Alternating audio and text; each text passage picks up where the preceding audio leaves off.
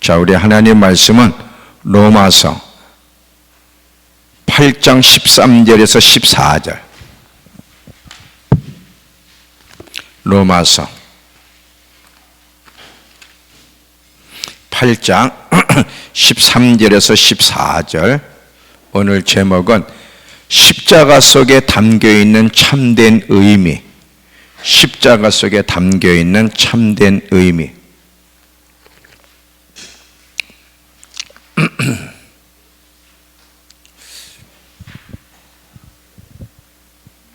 자,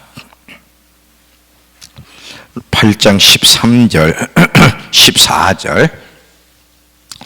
너희가 육신대로 살면 반드시 죽을 것이로되 영으로서 몸의 행실을 죽이면 살리니 무릇 하나님의 영으로 인도함을 받는 사람은 곧 하나님의 아들이라. 우리가 하나님과 늘 교제하면서 함께 동행하는 삶을 살아가려면 반드시 두 가지가 있어야 돼요. 이것은 그리스도인들의 생활 원칙이에요. 두 가지가 없으면 하나님과 동행하는 것도 불가능하고 하나님을 경험할 수도 없어요. 그 두 가지가 뭐냐? 하나는 믿음이고 하나는 순종이에요. 여기서 말하는 믿음은 머리로 동의하는 것을 말하지 않습니다. 많은 사람들이 머리로 동의가 되면 믿음이 생겼다고 생각하는데 아니에요. 제가 말하는 믿음은 하나님의 진리를 정말 믿게 되면 행동이 나오게 돼 있어요. 그래서 야고보서는 행함이 없는 믿음은 헛된 믿음이다, 죽은 믿음이다, 그렇게 분명히 이야기하고 있어요. 진짜 믿어야 돼. 그래야 하나님과 관계가 형성이 되는 거예요.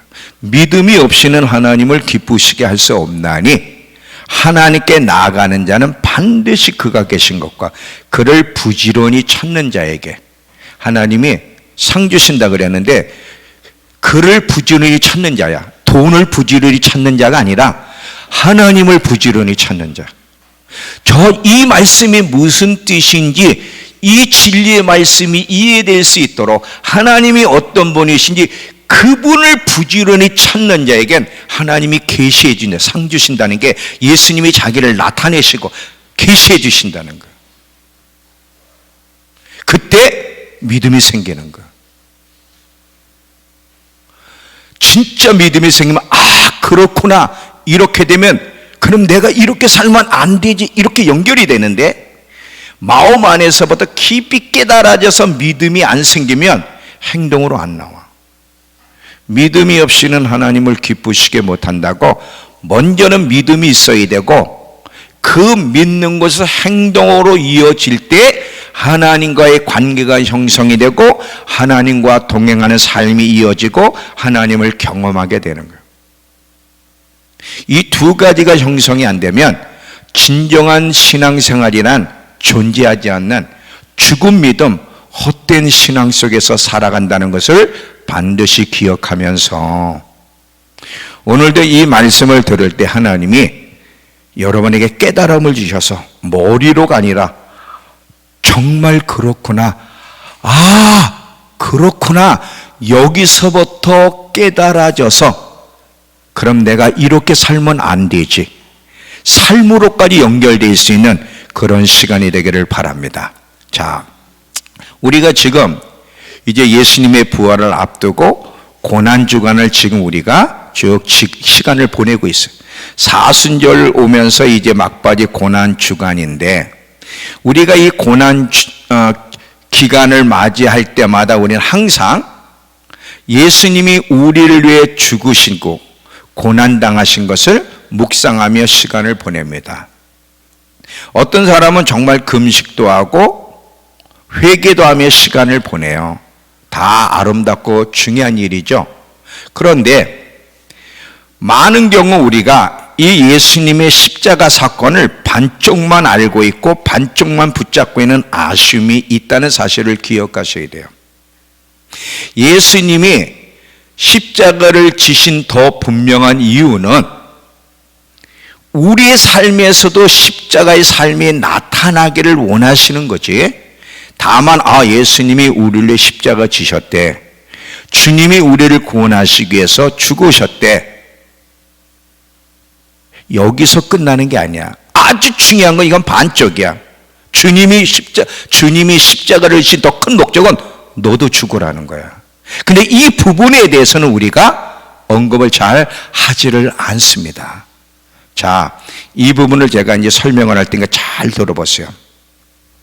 많은 경우에 예수님의 십자가 사건을 우리 수준에서 자꾸 생각을 하게 되는데, 우리 수준에서 생각하게 되면 어떤 생각과 말들이 오가나냐면, 자, 나를 위해 죽으신 예수님 맞죠?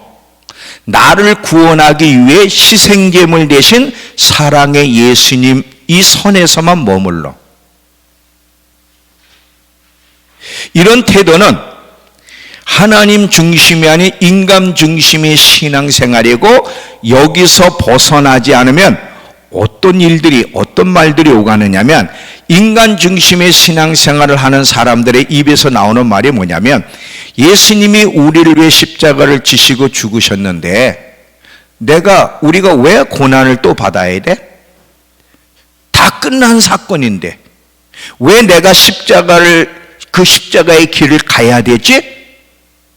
지금은 은혜의 시대인데, 지금은 잘 돼야 되고 성공해야 될 시대인데 왜 자꾸 십자가를 지라고 그러지? 이미 십자가 사건은 끝난 사건인데. 이런 얘기는 왜 하냐면 인간 중심에서 십자가를 묵상하기 때문에 그러는 거예요. 이게 지금 우리의 큰 문제. 이 기독교가, 이 진리가 인간적인 입장에서만 해석이 되고 있는 거예요.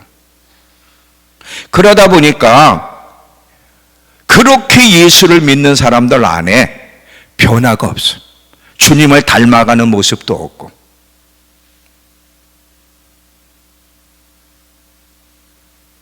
제가 뒤에 가서 이야기하겠지만, 레위 지파 사람들, 특별히 고아 자손들이 그랬는데, 레위 지파 사람들은 하나님의 법궤를 운반하는 사람들.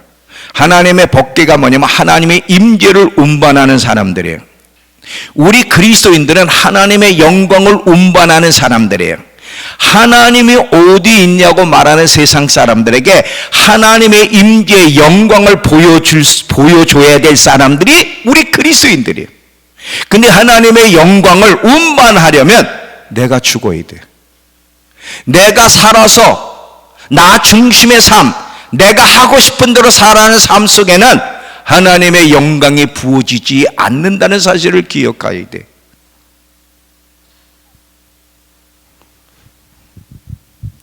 너무 나 중심의 신앙생활.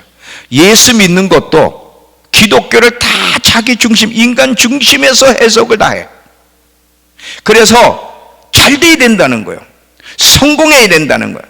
지금은 은혜 시대라는 거예요. 십자가 시대는 끝났다는 거예요.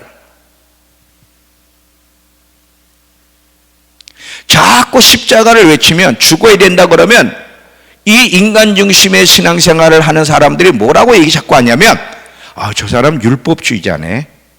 자꾸 구약의 말씀만 언급하는 율법주의자네. 저 사람은 아직도 은혜 시대가 뭔지 모르나 봐 하고 이상한 사람 취급을 한다는 거죠. 사실은 자기들이 잘못되어 있는데. 자, 하나님이 예수님으로 하여금 십자가를 지게 하신 것은 단순히 우리의 구원, 죄 문제를 해결하고 구원시켜주는 거 아주 중요한데, 그런데 이것을 넘어 더 큰 뜻, 더 큰 계획, 목표가 있다는 사실을 기억해야 돼. 만일 인간 중심의 신앙생활을 하게 되면 하나님, 십자가를 통한 하나님의 더 큰 계획과 뜻을 이해하지 못하게 되고 제한할 수밖에 없다는 사실을 기억하셔야 됩니다. 이 십자가를 통한 하나님의 더 깊은 의미를 이해하려면 반드시 성령의 계시, 성령님의 조명이 필요해. 이 십자가 사건 안에는요, 반드시 구원의 문제가 있지만 구원의 문제를 넘어서 놀라운 하나님의 뜻이 담겨져 있는데, 이 하나님의 뜻을 알고 우리가 잘 동참하길 원하는 거예요. 십자가 안에는, 이 십자가는 예수님에게만 적용되는 게 아니에요. 예수님에게만 적용되고 우리가 구원받았다로 끝나면 안 되고, 이 십자가 안에는 우리도 십자가가 우리에게도 적용되어야 되는데 우리의 육이 완전히 죽었다는 걸 깨달아야 돼요. 잘 들어봐요. 예수님이 죽으실 때 우리도 죽었습니다. 그게 로마서 얘기잖아요. 로마서. 예수님이 십자가에 죽으실 때 예수님만 죽은 것이 아니라 우리를, 예수 안에서 우리를 죽였어. 이건 이해가 돼요? 이건 객관적인 진리예요. 근데 우리가 죽었어. 이 객관적인 진리가 실제로 우리에서 이해되고 경험되고 우리에게서 이루어져야 되는데, 그러려면 성령님을 통한 깨달음이 있어야 돼. 깨달음이 오게 되면, 아, 내가 죽었구나. 로마서 12장 1절에 보면 너희 몸을 하나님이 기뻐하는 거룩한, 뭐로 드리라? 거룩한 산제사로. 살아있지만 넌 죽었어. 네가 살아있지만 네 인생은 없는 것 같이 넌 죽었다니까. 이 객관적인 진리는 예수님이 죽으셨을 때, 십자가에 죽을 때 우리도 죽었어요. 우리 죽었다니까. 더 이상 우리 인생이 없어. 이것이 우리 삶의 실제가 되려면 성령님이 이 말씀을 들을 때 딱 깨닫게 해주셔야 돼. 그때 어떻게 돼? 아, 내가 죽은 사람이구나. 그러면 어떻게? 이제는 내가 내 자신을 살면 안 되는구나. 날마다 죽어야 되네. 왜? 내가 죽은 사람이니까. 이렇게 나오는 거야.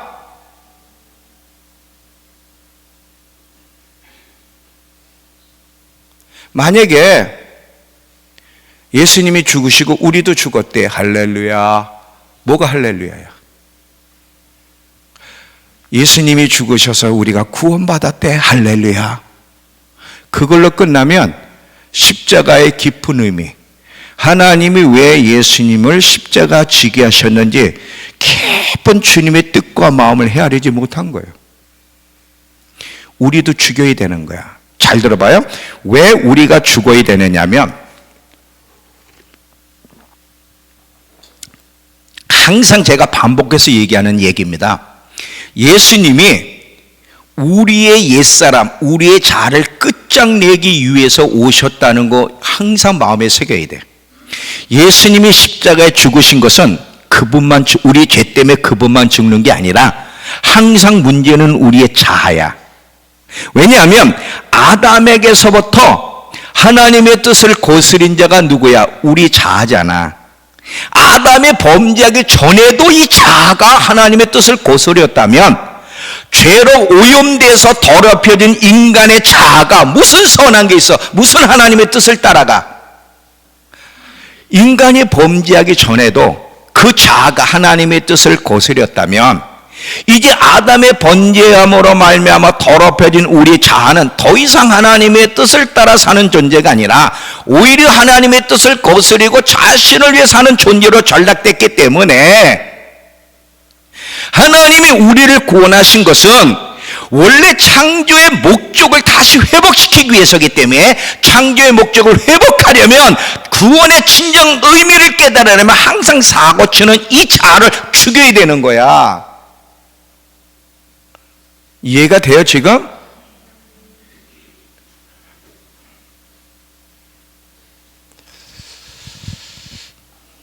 구원은 하나님이 창조한 목적을 따라 살아가는 사람으로 회복시키기 위해서예요. 단순히 지옥 갈 수밖에 없는 우리를 천국 보내시고 멋대로 살게 하려고 하는 게 아니라, 원래 하나님이 인간을 창조하셨을 때의 원래 그 모습을 회복시키기 위해서 구원이 이루어졌는데, 그 하나님의 창조의 목적을 따라 살아가는 사람이 되려면 이 자아, 하나님의 뜻을 거스리고 자꾸 자기 욕망대로, 자기 생각대로, 자기가 하고 싶은 대로, 자기 뜻대로 살아가려는 자아를 죽여야만 되는 거야.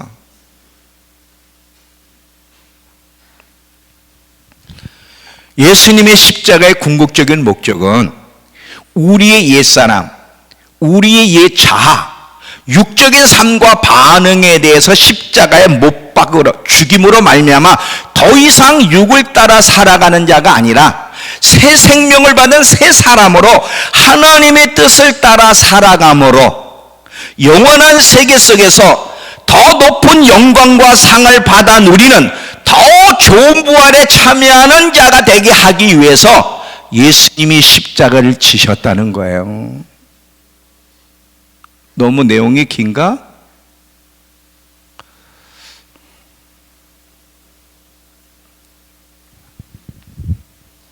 하나님이 인간을 창조하신 이유는 하나님을 위해서 인간을 창조했어요. 하나님을 위해서. 하나님의 뜻을 따라 살아가는 존재로. 하나님이 인간을 구원하신 것도 마찬가지야.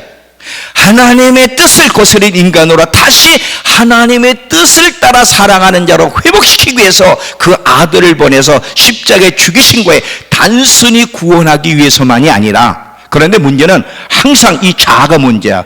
거듭났지만 아직도 우리의 자아는 우리를 이끌어서 자아에 이끌려 자아의 지배를 받으며 살도록 계속 자아가 우리를 이끌어가거든. 하나님의 뜻대로 사는 것보다 이 자아를 죽여야 되는 거야. 이 자아를. 근데 우리 힘으로는 죽을 수 없기 때문에 예수님이 십자가에 죽으실 때 우리의 옛 자아도 죽였다는 거지.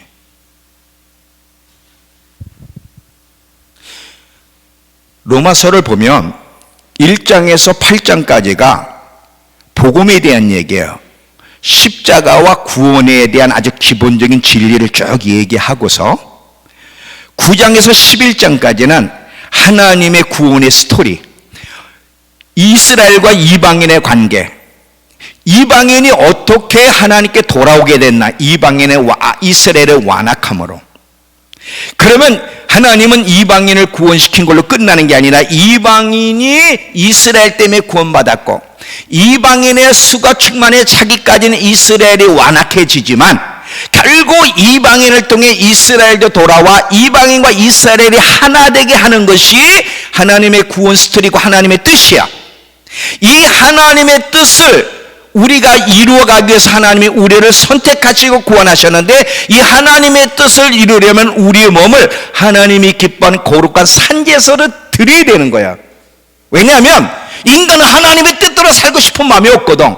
나를 제물로, 그된 죽은 제물이 아니라 산 제물로, 살아있으나 죽은 자처럼 하나님께 우리를 드릴 때 아버지의 뜻을 이룰 수 있는 거예요. 이 이상은 설명을 못해. 이제 여러분 이해를 못했으면 이제 버스는 떠나야 돼. 더 이상 제가 이걸 풀어서 해줄 수가 없어.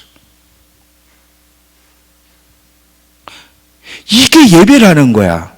이게 영적, 이게 진짜 예배라는 거야. 예배는 예배 시간에만 이렇게 드리는 게 아니라 삶에서 산제사로 우리의 몸을 하나님께 드려 하나님의 뜻을 이룰 수 있는 동역자가 되는 이 삶이 진정한 예배라는 거지. 그래서 너희는 이 세대를 본받지 말고, 이 세상은 뭐예요? 항상 너희를 위해서 살라는 거거든. 너희가 중요하다는 건데 너희는 이 세상을 본받지 말고 마음을 새롭게 함으로 변화를 받아 하나님의 선하시고 기뻐하시고 온전한 뜻, 그것을 분별해 그 뜻대로 살아. 근데 그 뜻대로 살면 어떻게 돼? 자아가 죽어야 되는 거야.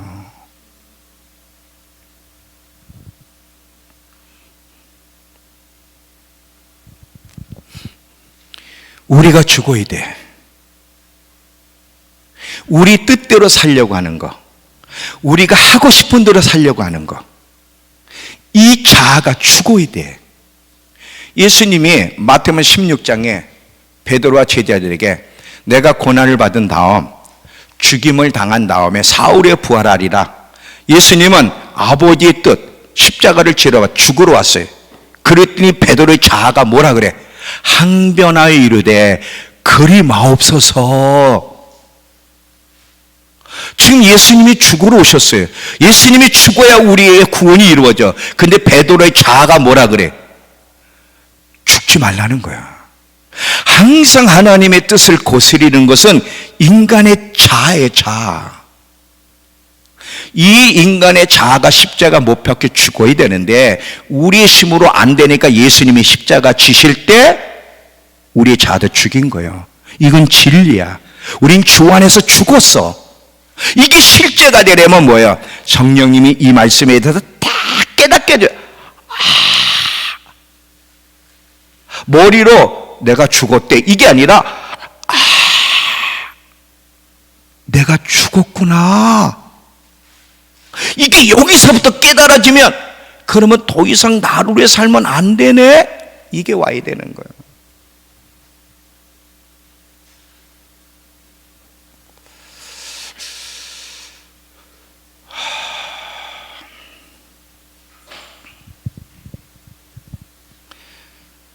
지금 우리는 하나님이 참 감사하게도 이 매년 절기를 우리에게 허락하셨어요. 매년 이 절기를 맞이할 때마다 이 절기를 주신 절기의 의미, 절기 속에 담겨 있는 하나님의 뜻, 의미를 깊이 깨달아야 돼요. 왜냐하면 인간이 깨닫고 살다가도 자꾸 타락한 본성의 인간이 자꾸 곁길로 가는 게 만들어, 곁길로. 그러니까 매년 절기를 만날 때마다 우리를 또 돌아보는 거야. 내가 예수와 함께 죽었는데 지금 내가 죽은 자처럼 사나? 아니면 살아서 움직이는가? 내가 죽은 자인데 산 자처럼 살았구나. 다시 한번 깨닫고 회개하고 다시 한번 내가 예수와 함께 죽은 자라는 것을 깨달으며 날마다 자기를 부인하고 자기 십자가를 지는 삶을 다시 한번 결단하기 위해서 우리에게 절기를 주신 거거든.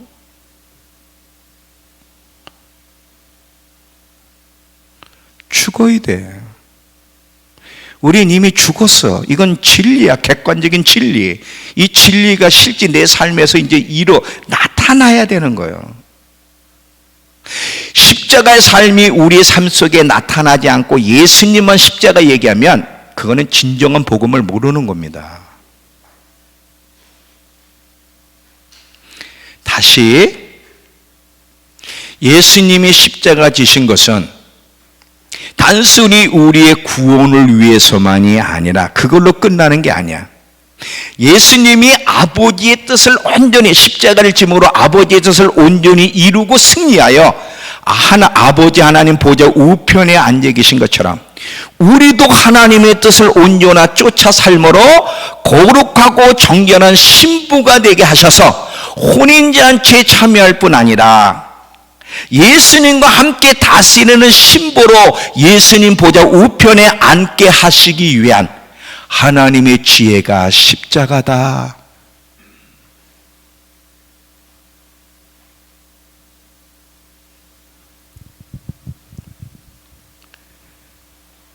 정결한 신부가 되어 혼인잔치에 참여하는 신부.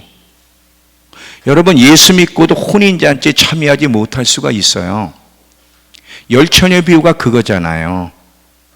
그리고 계시록 19장에 어린 양 혼인잔치에 참여하는 자는 복이 있다고 기록하려는 건 왜? 참여하지 못할 자도 많기 때문에. 성경은 처음서부터 예수님을 신랑으로 우리를 신부로 계시하고 있고요.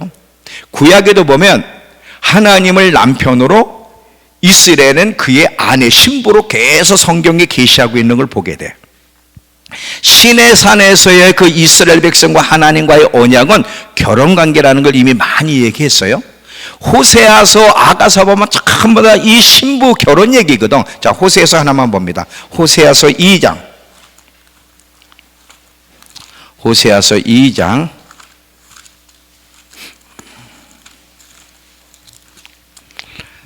16절 17절 1258페이지 구약.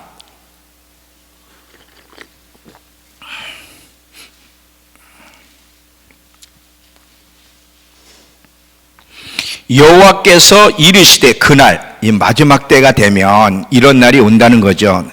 이스라엘 백성 네가 나를 내 남편이라 일컫고 다시는 바알이라 일컫지 아니하리라. 내가 바알들의 이름을 그 입에서 제거하여 다시는 그의 이름을 기억하여 부르는 일이 없게 하리라.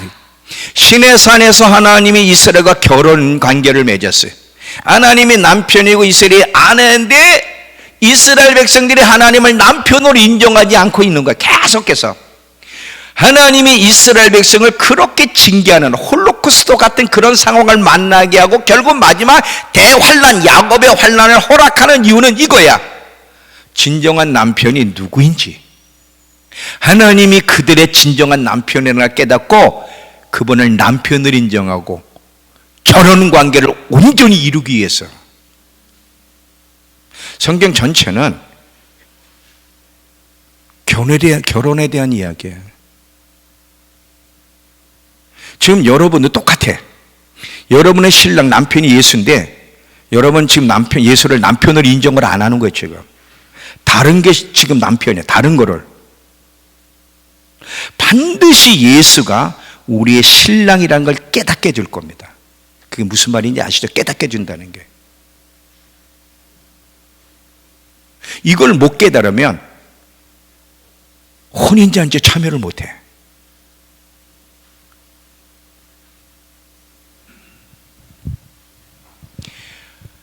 혼인잔치에 참여할 수 있는 거룩한 신부가 되려면 육을 죽여야 돼. 항상 육이 문제야.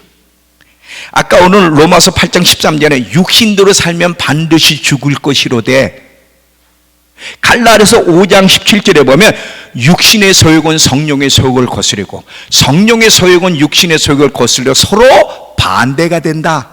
육신의 소욕을 따라가는 자에게는 21절에 하나님 나라를 유업으로 받을 수 없다 그랬어요.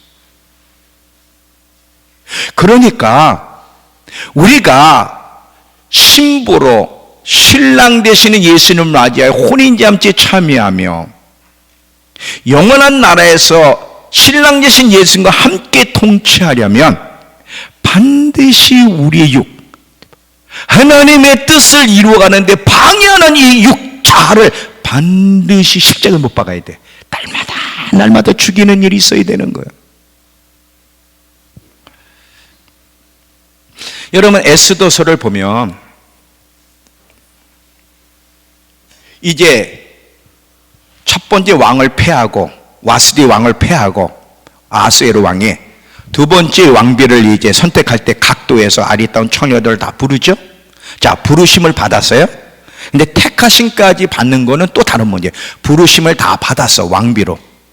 1년 동안을 몸단장 잘해야 돼. 왕의 마음을 사로잡기 위해서 1년 동안 몸단장을 잘 준비했을 때 결국 왕 눈에 딱 픽업, 왕의 눈에 난 사람이 신부가 되듯이 우리도 예수님의 신부가 되려면 몸단장을 잘해야 되는데 우리의 몸단장은 뭘까요? 오늘 말씀 스토리를 생각해보면 우리의 몸단장은 뭐라는 게 몸단장이야? 육을 죽이고 성령의 열매를 맺어가는 거. 이게 몸단장 하는 거예요. 몸단장. 너무너무 안타까운 거는 뭐 저나 여러분이나 뭐가 그렇게 다르겠어요. 예수를 믿지만 우리가 신부라고 그러고 신랑을 기다린다고 하지만 전혀 신랑을 맞이할 준비되어 있지 않은 신부의 모습. 육을 죽여야 되는데 육을 죽이는 게 아니라 육의 지배를 받으며 살아가는 우리의 모습을, 이것이 신부로 준비할 수 없는 모습이라는 걸 정말 깨닫게 되면 그렇구나, 나는 죽은 사람이네. 죽고자 해야 살지 살고자 하면 죽는구나. 다 깨달아야 되는데.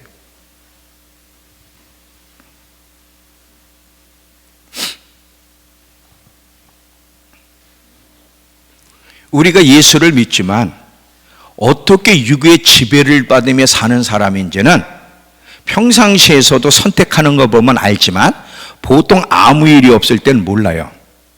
다 육에 죽은 것 같아. 그런데 언제 육이 전혀 죽지 않고 살아있고 그 육이 우리를 지배하고 있다는 건 언제 알아? 자아가 공격을 받을 때. 수치감, 모욕감, 거절감, 부당한 대우, 배신, 모함당할 때, 손가락질 당할 때, 예수 때문에 불이익을 만나고 예수 때문에 죽어야 될 상황을 만날 때 숨어있던 짐승 자아가 확 드러나는 거예요. 확 드러나는 거예요. 그때 우리는 뭐예요? 육이 죽은 줄 알았더니 이놈의 육이 살아서 나를 아직도 지배하네. 지배를 당하고 있었는데 모르고 있었을 뿐이에요.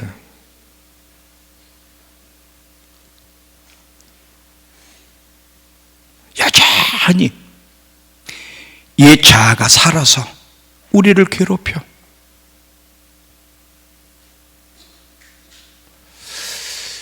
항상 자기 성공, 자기 만족, 자기가 원하는 소리 안 들으면 막 승질 부리고 막 싸우고 다투고 화내고. 근데 그런 모든 원하지 않는 상황은 육을 죽이라고 주는 상황인데 그걸 모르고서. 잘 들어보세요. 육의 지배를 담아 살아간다는 것은 타락한 본성의 지배를 받으며 살아간다는 것이고, 그것은 사망을 향해 달려가고 있는 모습이라는 걸 잊지 마세요. 육신의 생각은 사망이요 육신대로 살면 반드시 죽을 것이로되. 그랬어요.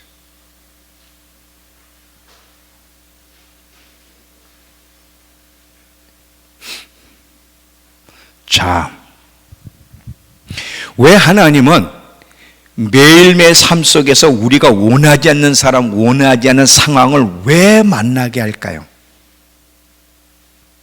모든 일이 우연이 없는데 지금까지 여러분이 인생 속에 원하지 않는 사람, 원하지 않는 상황을 많이 만났어. 원하는 소리보다는 원하지 않는 소리를 너무 많이 들었어. 원하는 대우보다는 원하지 않는 대우를 너무 많이 받았어. 그렇게 하나님이 허락하신 이유가 뭐예요? 우리의 육을 드러내고 네 육이 어떻게 너를 지배하고 있는지 보라는 거야. 그리고 그 육을 죽일 수 있는 기회를 주시기 위해서 그 상황을 허락하셨다는 거야. 잘 봐요. 예수님도 생애를 보면 예수님의 생애 속에서도 육이 드러날 상황을 참 많이 경험했어요. 예수님도 인간이시니까 겟세마네 동산에서 이미 십자가 지는 앞에 할 수만 있으면 이 잔, 고난의 잔을 비껴가게 해달라고 육이 딱 드러나잖아요. 그러니까 예수님도 삶 속에서 육이 드러나는 순간들이 많았는데 그때마다 예수님은 육을 죽였어요. 아버지의 뜻을 위해서 왔기 때문에 아버지의 뜻을 따라 사는 일을 거부하는 육을 날마다 죽였다고. 그것이 광야 시험이야. 자, 40일 금식했을 때 배고플 때 사단이 너 하나님의 아들이면 돌덩이 가지고 떡덩이 되어 먹어봐라. 우리가 굉장히 연약한, 우리가 늘 시험만 받는 그 세 가지, 먹고 사는 문제, 천하 만고 이 돈 문제, 그리고 네가 하나님의 아들이면 떨어져 내려봐. 천사가 네 발을 이렇게 딱 받쳐준다 그랬잖아. 교만의 문제, 한번 자기를 드러내보려고 하는 이 상황을 만날 때마다 예수님은 거절했어요.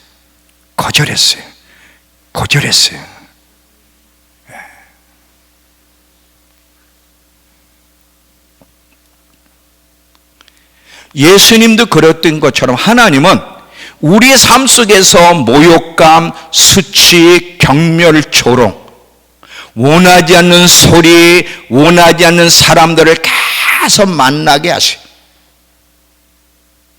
그렇게 허락하신 이유는 우리의 육이 드러나는 것을 보고 육을 죽일 수 있는 기회를 주시기 위해서, 더 이상 육체의 지배를 받는 사람이 되지 않게 하기 위해서 그 육을 죽일 수 있는 기회를 주시기 위해서 우리의 육이 드러날 수 있는 상황을 쫙 허락하신다는 거예요. 근데 육을 죽이는 게 아니라 육을 또 살려주네. 닦아주고 옷 입혀주고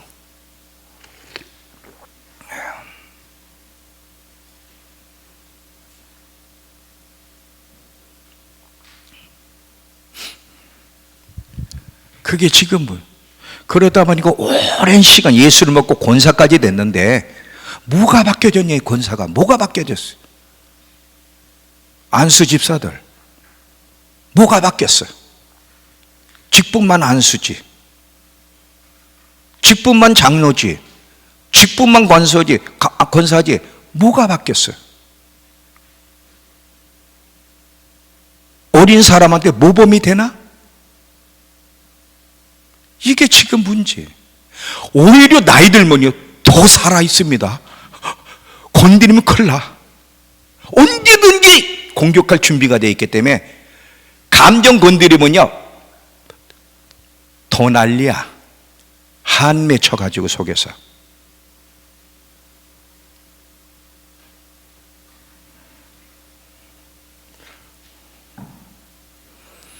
육을 죽일 수 있는 기회로 하나님이 환경을 허락하시는데, 자, 베드로전서 4장 1절에서 2절, 자, 이 영상으로 봅니다. 베드로전서 4장 1절에서 2절을 한번 보겠습니다. 이 고난을 허락하시는 이유가 뭔지, 자, 베드로전서 4장 1절에서 2절. 예수께서는 여러분이 지금 겪고 있는 모든 고난과 그보다 더한 고난을 겪으셨으니 여러분도 그분처럼 생각하는 법을 익히십시오. 여러분의 고난을 전에 늘 자기 마음대로 살려고 하던 죄악된 옛 습관, 자아를 말하는 거지. 그것을 끊는, 자아를 죽이는 기회로 쓰라는 거예요. 고난 받을 때. 그렇게 할 때 여러분은 자기 욕망의 앞제 아래 살기보다 하나님께서 원하시는 삶을 추구하면서 자유롭게 살아가게 될 것입니다. 여러분, 그 아마존에서 엄청난 사역을 한 그 여자 선교사, 호은석 선교사라는 분은 여러분 많이 들으셨을 거예요. 종종 제가 간증도 하고 그랬으니까. 이분은요 어마어마한 역할을, 아마존이라고 하는 그런 막 그냥 거기에 사람들은 막 사람도 먹는 식인종들이고 막 누구도 가기 싫어하는 그런데 벌레가 막 몸을 뚫고 돌아가고 말이지. 이런 참 어려운 데 가서 교회를 개척하고 많은 사람을 예수께 믿게 했어요. 어마어마한 막 역사가 일어나. 어느 날 이분이 그들을 더 돕기 위해서 은혜를 구하는데, 더 큰 은혜를 구하는데, 어느 날 하나님이 그래 내가 너에게 은혜를 줄게 하면서 은혜를 줄게 하니까 무슨 은혜를 주시려는가 하고 생각했더니 어떤 감동이었냐면 모욕과 멸시를 받는 은혜를 주겠다 그랬. 은혜를 주신다는데 무슨 은혜? 모욕과 멸시를 받는 은혜. 이것도 은혜야? 그러면서 암을 주시더라는 거예요. 암을 주시니까 대번에 자기가 전도해서 지금 교회를 아마존에 세웠는데 아마존에는 자기 성도들이 손가락질 하기 시작하는 거예요. 선교사님이 무슨 죄가 많아서 이렇게 암에 걸렸냐 이거지. 암에 걸린 거 보니까 하나님 앞에 큰 죄를 졌기 때문에 암에 걸렸다고 하면서 자기를 이렇게 멸시하고 무시하더라는 거야. 자기 성도들이. 이것도 미치는 거라 이거. 거기다가 한국에서 이분이 이제 하도 유명하니까 막 초청을 한 거야. 그 아마존에서 하나님이 일하신 역사를 막 성도들이 보고 좀 이렇게 도전받게 하려고 초청하던 모든 교회가 다 캔슬을 시키는 거야. 암 걸렸다는 소리가 딱 들리자마자 당신 부르면 은혜가 안 될 거라고. 이게 주예정에 암 걸렸다는데 그게 무슨 은혜가 되냐. 다 캔슬 시키면서 멸시와 모욕을 받더라. 너무너무 힘들었는데 어느 날 이게 하나님의 은혜고 축복이라는 걸 알았대. 멸시와 모욕을 받게 하면서 자기의 육을 본 거야. 이 육을 하나님이 죽이고 완전히 다시 한번 새 사람으로 만드시기 위해서 이 환경을 허락하셨다는 걸 다 깨닫는 순간 멸시와 모욕을 받는 게 은혜라는 걸 깨달았다는 거죠. 여러분, 멸시와 모욕을 받아보셨어요? 우리 아마 거의 못 받아봤을 겁니다. 멸시와 모욕을 받으면 잠을 못 자고 막 몸이 떨릴 거야. 막 손이 떨려서 잠이 안 올 거야. 막 이게.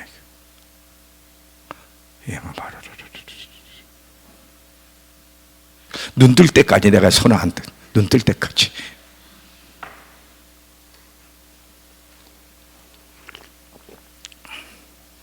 눈을 감아도 되는 사람은 딱 한 사람, 그 외에는 다 눈을 떠야 돼.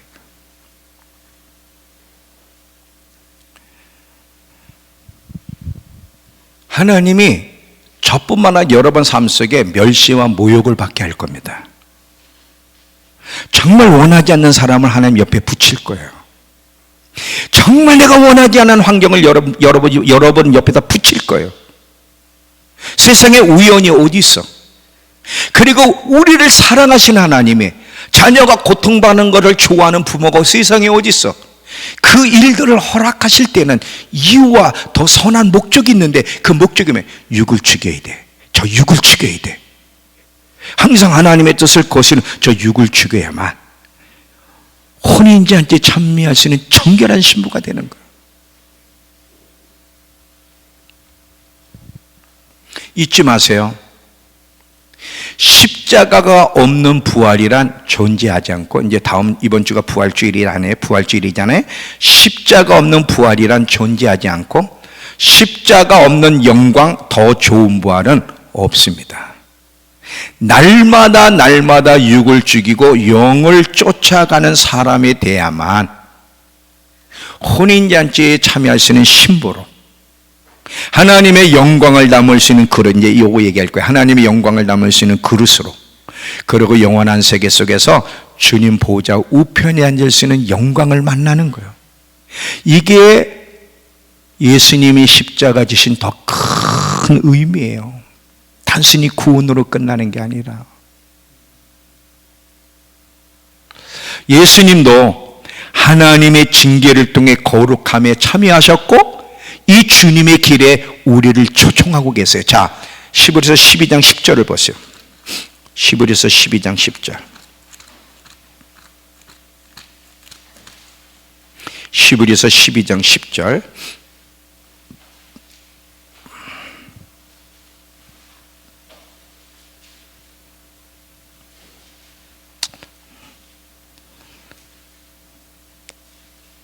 그들은 잠시 자기 뜻대로 우리를 징계하였거니와 오직 하나님은 우리의 유익을 위하여 그 거룩하심에 참여케 하기 위해서 징계하신다는 거예요.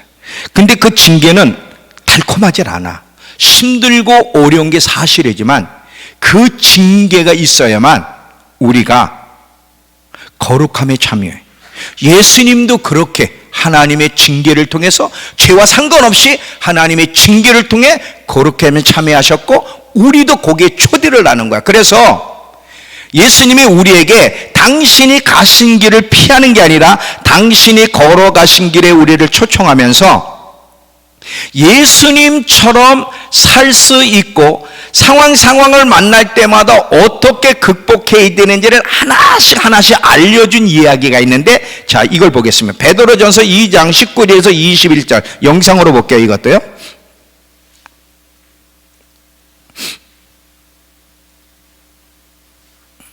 자, 베드로전서 2장 보세요. 자, 합당한 이유 없이, 정당한 이유가 없이 나쁜 대우를 받을 때 어떻게 반응하라 그러냐?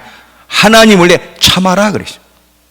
근데 참는데 뿌드득 하면서 참는 게 아니라, 그 뒤에 봐, 방법을 가르쳐. 마땅히 받아야 할 벌을 받는 것이 무슨 특별한 일이겠습니까? 그러나 여러분이 선을 행하는데도 부당한 대우를 받으면 여전히 착한 종으로 살면서 그걸 받아야 된다는 거예요. 착한 종으로 산다면 그것은 하나님 보시기에 귀한 일입니다.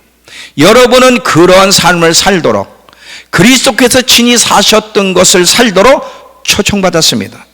그분은 자기에게 닥친 온갖 고난을 겪으심으로 여러분도 그분처럼 살 수 있음을 알려주셨고, 그 방법도 하나씩 알려주셨습니다. 여러분들이 선을 행할 때 이유 없이 억울한 대우, 부당한 대우를 받을 때 어떡하라고? 누가 한번 대답해. 어떡하라고?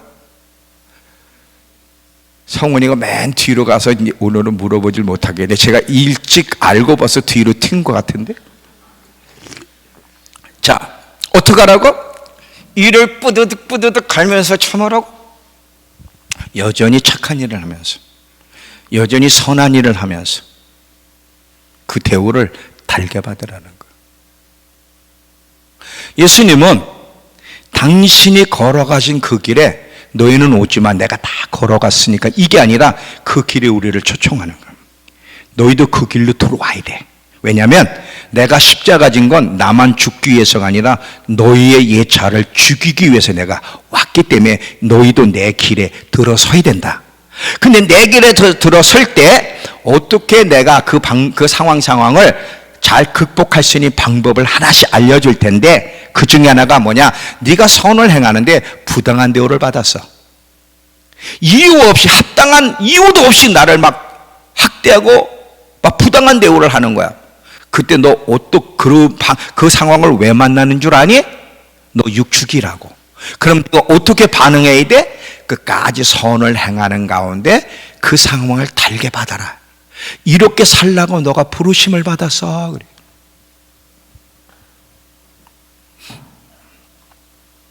자, 이제 제가 결론을 맺을게요.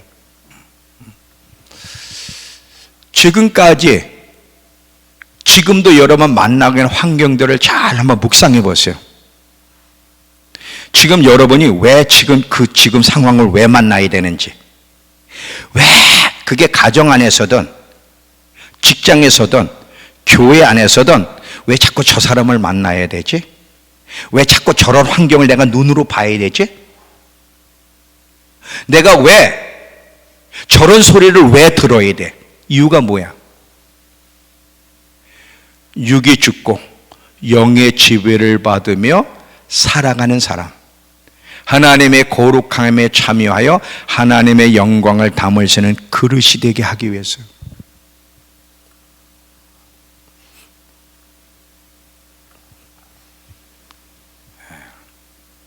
마지막 때 대부흥이 한번 있을 거예요. 정말 어마어마한 부흥이 올 건데, 이 대부흥의 도구가 되려면 하나님의 영광을 담는 그릇이 돼야 돼. 아까 그랬잖아요. 하나님의 영광을 담는 자는 하나님의 영광을 운반하는 자인데, 운반하며 세상 사람으로 하여금 하나님의 영광을 보여줄 수 있기 위해서.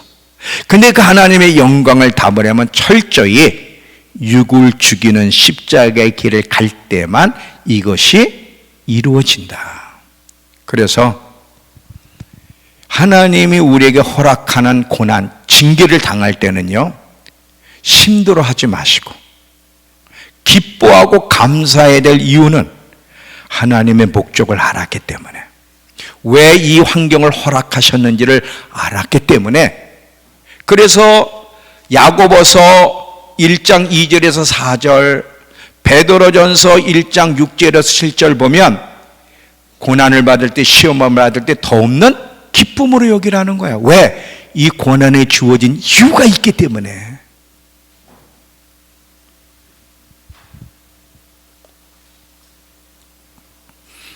이해가 되셨죠? 이번 고난 주간 동안 이걸 묵상하세요. 그리고 부활주의를 맞이하세요. 왜 예수님이 그렇게 고난을 받으셨을까? 잘못이 하나도 없는 분이 억울하게 죄인의 누명을 쓰고 배신도 당하고 채찍도 많고 침뱉음도 당하고 상상할 수 없는 모욕과 고난을 받으셨는데 왜 그분이 받으셔야 돼? 그 이유가 뭔가? 예수님이 십자가를 지신 이유는요, 더 이상 너를 위해 살지 말라는 거예요. 육의 지배를 받으며 살지 말라는 거예요. 영의 지배를 받는 사람, 하나님의 뜻을 이루는 사람이 되게 하기 위해서, 우리의 옛 자를 죽이기 위해서 십자가를 졌다는 걸 기억하면서, 나는 자아에 이끌리는 사람인가, 날마다 자아를 죽이며 십자가 길을 가는 사람인지를 깊이 묵상하는 의미 있는 시간을 보내는 우리 모두가 되길 축원합니다. 다 같이 일어나세요.